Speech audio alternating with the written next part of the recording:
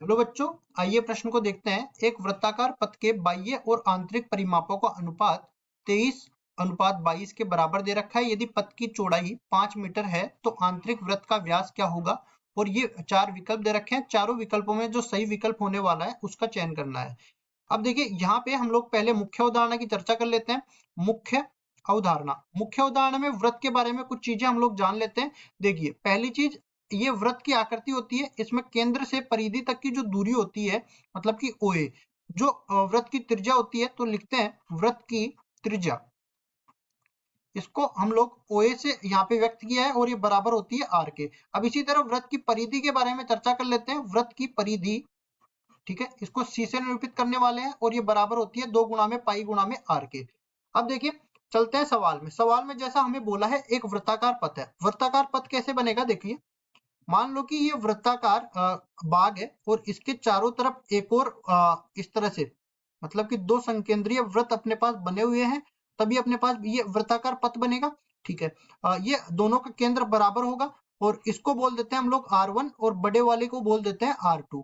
ये इसको केंद्र O आ जाएगा, ये A बिंदु आ जाएगा, ये B बिंदु आ जाएगा। ठीक है, अब इसके बाद देखिए यहाँ पे इसको मैं C बिंदु भी बोल देता हूँ। ठीक है, तो पथ की चौड़ाई किसके बराबर होती है। पथ की चौड़ाई जैसा कि हमने इसमें भी बनाया है, BC के बराबर होगी। और बड़ी वाली त्रिज्या में से छोटी वाली त्रिज्या घटा देंगे तो ये मिल जाएगी।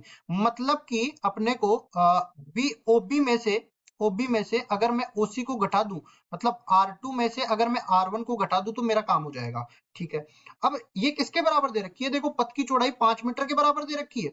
BC अपने को 5 मीटर के बराबर दे रखी है। इसको मैं समीकरण नंबर 1 नाम दे देता हूं। उसके बाद देखो बाह्य और आंतरिक परिमापों का अनुपात। तो बाह्य परिमाप तो देखो बड़ी वाली त्रिज्या को लेते हुए 2 पाई R2 हो जाएगा और आंतरिक परिमाप छोटी वाली त्रिज्या को लेते हुए 2 पाई R1 हो जाएगा। तो हम लोग लिखेंगे यहाँ पे बाह्य परिमाप, चूंकि हमने बाह्य त्रिज्या जो है नाम दे दिए R2 को, तो ये इसको मैं C2 नाम दे देता हूँ।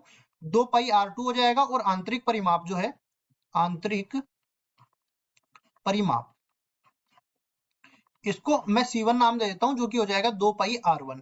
अब देखिए इन दोनों का जो अनुपात है बाह्य परिमाप और आंतरिक परिमाप का, C2 बटा C1, ये अपने को 23:22, मतलब 23/22, इसको लिखेंगे आगे 2 पाई R2 बटा में 2 पाई R1 के बराबर हो जाएगा। तो कुल मिला के R2 बटा R1 का मान 23/22 के बराबर अपने को दे रखा है। ठीक है, उसके बाद हमें क्या निकालना है, आंतरिक व्यास R1 के बराबर हमने माना, तो पूरे को हम लोग R1 के रूप में हम लोग बदल लेंगे।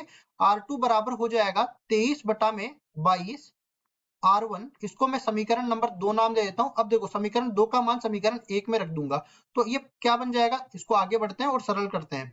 ये बन जाएगा, देखिए R2 माइनस R1 था, तो R2 की जगह तो आ जाएगा 23/22 R1 माइनस में R1 बराबर हो जाएगा 5 के। इसको आगे सरल करते हैं, लघुत्तम आ जाएगा 22।